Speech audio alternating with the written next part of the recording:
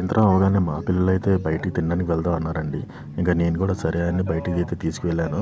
ఇంకా వీళ్ళైతే ఏదో పానీపూరి ఏదో అడుగుతారనుకున్నాను. ఇంకా వీళ్ళైతే వీడియోలో చూసుంటారండి.